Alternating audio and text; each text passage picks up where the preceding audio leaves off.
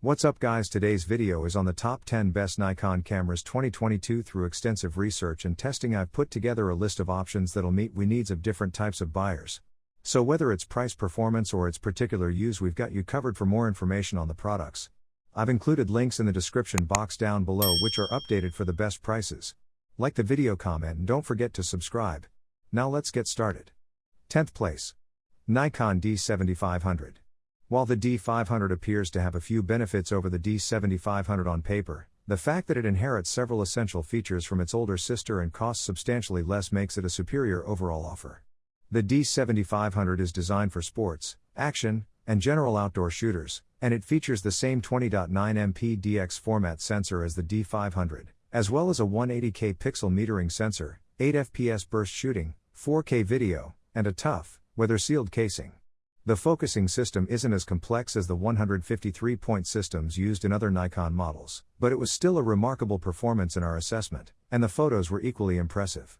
Some may want an additional card slot because the body only has one, although this is more of a luxury than an important function. 9th place. Nikon D750. With its 51-point AF system and video recording resolution limited to Full HD, the D750 may appear antiquated in comparison to some of its younger rivals. However, it was always meant as a more smaller, lighter, and more cheap full-frame alternative to the D800 series, and if you're not concerned with 4K footage, there's a lot to appreciate. The sensor has a high dynamic range and noise reduction, and the AF system performs well against both static and moving subjects, even when lighting conditions deteriorate. The viewfinder is beautiful and big, and the 3.2 inches LCD screen tilts to allow you shoot from all angles. The body is smaller than comparable full-frame cameras, but this has no influence on handling. With a reasonable 6.5 FPS burst mode, 2 card slots, Wi-Fi, and great in-camera RAW processing, the D750 is a good pick as a primary body, but it's also a good backup to a camera like the D850 or Z7. 8th place. Nikon D780. The Nikon D780 is a DSLR/mirrorless hybrid that combines the best of both worlds for first-time full-frame shooters. It looks like a typical DSLR but incorporates a lot of the technology found in its mirrorless Z6 cousin. The D780 is a hybrid that handles like an old-school DLSR. Its magnesium body is weighty in the hand, yet it has a large grip that makes it enjoyable to handle. DSLR users will recognize the optical viewfinder and top-plate LCD, but the tilting touch-sensitive display is more of a mirrorless staple. In any case, the D780 is not an anachronism. It uses the more powerful D850's metering and scene recognition technology, the Z6's 273-point on-chip phase detection autofocus system, and Nikon's XPET-6 image processor to handle the 24.5MP full-frame sensor. As a result, picture quality is actually outstanding, with well-balanced exposures, good dynamic range, and superb noise reduction at mid-high ISOs. The battery life is also excellent, and focusing is fast and dependable while using live view. It's an amazing combination with one obvious drawback: the price. Right now, it's a touch pricey, but that will change with time, making the D780 an even better investment. 7th place. Nikon D3500. Nikon's entry-level DSLR combines a competent photographic core with a light body and a simple UI, all for a low price. While we don't anticipate many features at this price point, we do receive a few, including a 1550-shot battery life that outperforms every other camera in its class. Compatibility with decades worth of f-mount lenses, as well as a 24.2MP sensor that ditches its anti-aliasing filter to better capture fine details, sweeten the offer even more, albeit the absence of built-in sensor cleaning is a letdown.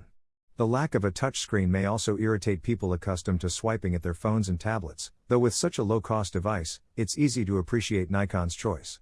If you want a beginner-friendly DSLR, this is still the best option. 6th place. Nikon D850. The Nikon D850 is a sturdy, full-frame powerhouse that has proven to be a blockbuster with wedding, landscape, portrait, and wildlife photographers, among others. Its key features of a 45.7MP back-illuminated full-frame sensor, 7 FPS burst shooting, a 153-point AF system, and 4K video recording are supported by a solid secondary set of specifications, ranging from a 1840-shot battery life and dual card slots, one of which is the speedy XQD type, to illuminated controls for those working in low light conditions. Clunky snap bridge features and slow live view autofocus rates mean it's not a perfect performer, and it's now somewhat eclipsed by the newer and flashier Z7 mirrorless camera. But for those looking for something a bit more conventional, the D850 remains a fantastic option. 5th place. Nikon Z6. Nikon Z6 debuted in 2018 as a strong contender to Sony's Alpha A7 III, offering a high-spec full-frame experience with refined handling, a high-resolution sensor, and top-tier performance. Its performance and features satisfy both professionals and fans. The 24.5MP full-frame sensor produces outstanding images, and the 273-point AF system and 12 FPS burst shooting make it a fantastic all-arounder for a wide range of topics. It has excellent handling, and the huge and brilliant electronic viewfinder is a delight to use. Although the Z6 II is now available, the original Z6 remains available as a cheaper alternative if you're willing to forego some of the features. So you don't get the second memory card slot or the somewhat enhanced focusing technology, but you do get almost the same build and design, as well as the same sensor and CPU combo. 5th place. Nikon Z6. Nikon Z6 debuted in 2018 as a strong contender to Sony's Alpha A7 III, offering a high-spec full-frame experience with refined handling, a high-resolution sensor, and top-tier performance. Its performance and features satisfy both professionals and fans. The 24.5MP full-frame sensor produces outstanding images, and the 273-point AF system and 12 FPS burst shooting make it a fantastic all-arounder for a wide range of topics. It has excellent handling, and the huge and brilliant electronic viewfinder is a delight to use. Although the Z6 II is now available, the original Z6 remains available as a cheaper alternative if you're willing to forego some of the features. So you don't get the second memory card slot or the somewhat enhanced focusing technology, but you do get almost the same build and design, as well as the same sensor and CPU combo. 3rd place. Nikon Z7 II. On the one hand, the Z7 II is a rather slight update to the original Z7, but when a camera is outstanding in the first place, a few adjustments are all that is required. The handling is amazing, and possibly the most significant issue of just having a single card slot has been solved with the addition of an SD slot here. Not only is this fantastic news for professionals who want to back up as they go, but it's also wonderful news for anyone who doesn't already have XQD cards and wants to wait to replace them. Otherwise, the Z7 II's physical design is similar to that of its predecessor, with the same sensor, viewfinder, and screen, and all excellent.